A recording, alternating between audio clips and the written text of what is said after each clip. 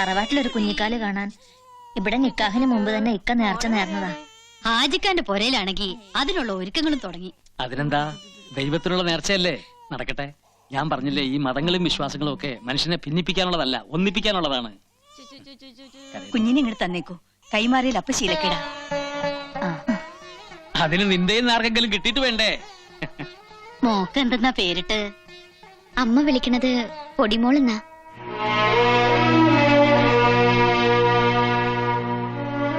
വെറുതെ ഒന്ന് വിളി കേൾക്കാൻ എന്റെ മോളുടെ പേരിട്ടു. മരുമകളെ അല്ല, മയ്യത്താ നിന്റെ അമ്മമാരെ ഏൽപ്പിച്ചത്. പിന്നെ എന്തിനാ ഇപ്പൊ രക്തബന്ധോ? കുട്ടികളില്ലാത്തവരല്ലേ? മനസ്സിലിരിപ്പ് ശരിയല്ല, പിന്നെ എങ്ങനെ കുട്ടികളുണ്ടാവുക?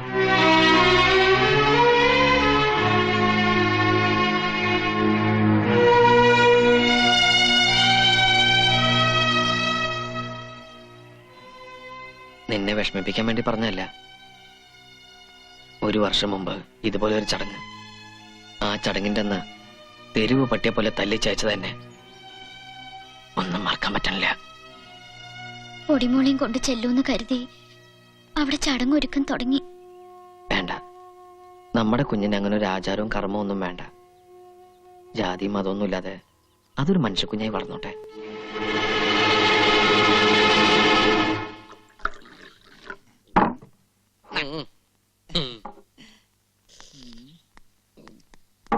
അതാ ഈ ശൈത്താൻ എപ്പോ തുറന്നു വിട്ടത്?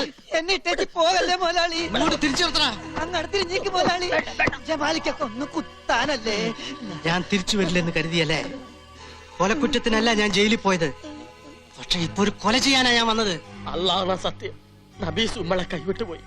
എന്നെ കൊല്ലരുത്, എന്റെ സുന്ദരിയായ പെങ്ങൾക്ക് കെട്ടിയോനില്ലാണ്ട് പോവും. ഇങ്ങനത്തെ ഒരു കെട്ടിയൻ എന്റെ പെങ്ങൾക്ക്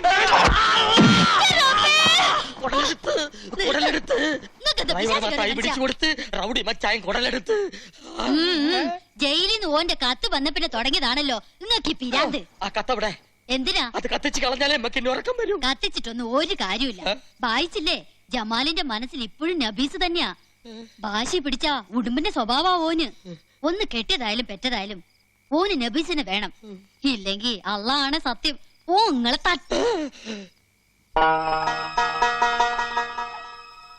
സമയം 1:30 കഴിഞ്ഞു. ഇജ്ജ് വിഷമിക്കാണ്ടിരിക്ക്, നബീസ് വരും. അകത്തുനിന്ന് ഓരോരുത്തർ കുശുശിക്കാൻ തുടങ്ങി. അത് ഇറച്ചിയുടെ മണം പിടിച്ചിട്ടാവും. ബിരിയാണി അകത്ത് ചെല്ലുമ്പോ എല്ലാം നിർത്തിക്കോളും. അതല്ലെന്ന്, നബീസ് വരില്ലെന്നാ എല്ലാരും പറയണത്. ഓ, ഇക്ക വിളിച്ചാ ഓള് വരും.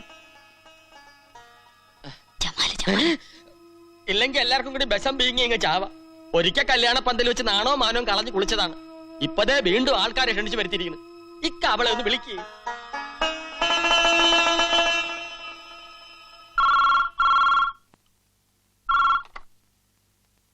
ഹലോ മോളെ,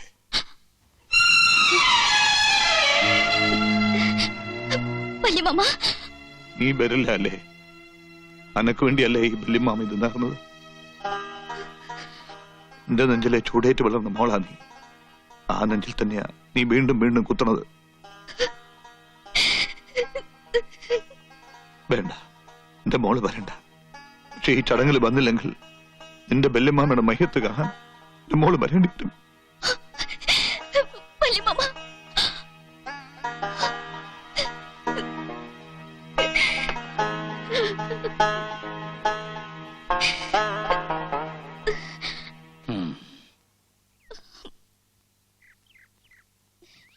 മോളെ, മനസ്സെന്ന് പറയുന്നത് ഒരു ത്രാസ് പോലെയാ. ആ സമാസമം നിർത്താൻ വലിയ പാടാ. ഭർത്താവിനെ വന്ദിക്കണം എന്ന് വെച്ച് സ്വന്തം വീട്ടുകാരെ നിന്ദിക്കാൻ പാടില്ല. മോള് പോണം. എന്റെ മോനെ കാണുന്നതിന് മുമ്പ് അവരില്ല കണ്ടത്. അവരുടെ ശാപം എന്റെ മോക്ക് വേണ്ട. മോള് പോയിട്ട് വാ.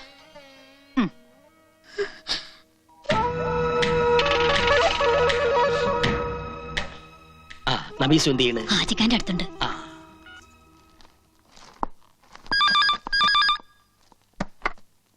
ഹലോ, താൻ നബീസിനോട് പോണ്ടാന്ന് പറഞ്ഞ് എന്നാ കേട്ടോ.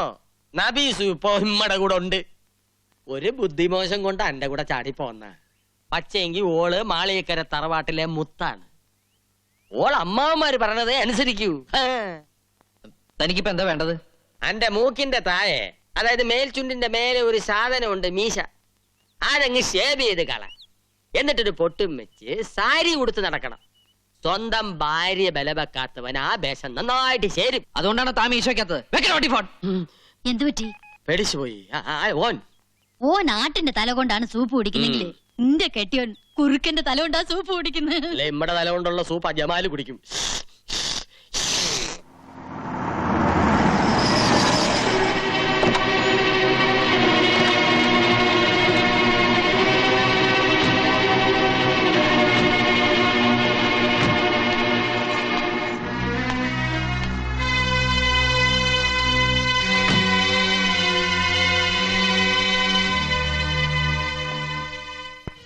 വല്യമ്മ വിളിച്ചപ്പോ മതി.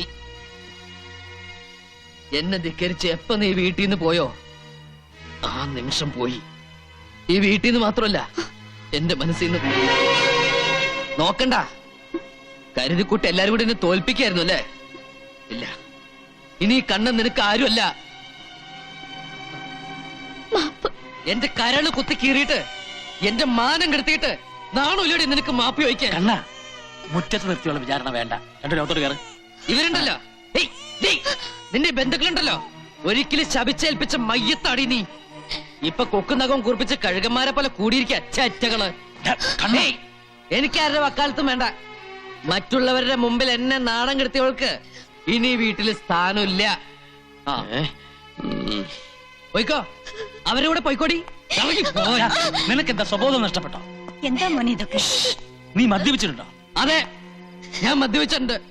അറിയോ, അത്രയ്ക്ക് ഞാനിവളെ സ്നേഹിച്ചു പോയി, വിശ്വസിച്ചു പോയി. പക്ഷെ ഇവളെന്നെ വഞ്ചിച്ചു.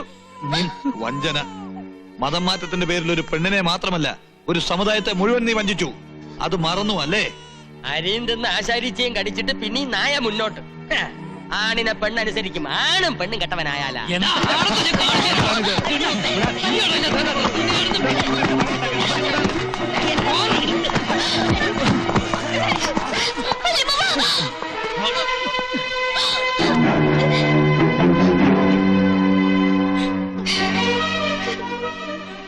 പോയിക്കോണെല്ലാരും എന്റെ വീട്ടിൽ നിന്ന്.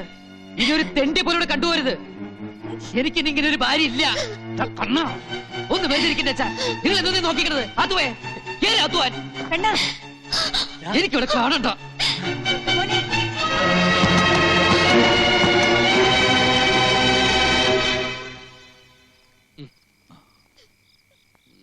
എന്റെ മോള് വാ.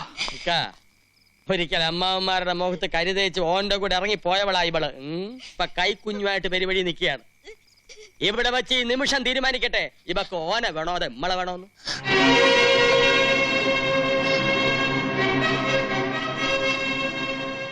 ഈ കൈയിലടിച്ച് സത്യം ചെയ്യും. എല്ലാം ഉപേക്ഷിച്ച് പഴയ നച്ചുമോളായി ഞമ്മളോടൊപ്പം വന്നോളാമെന്ന്.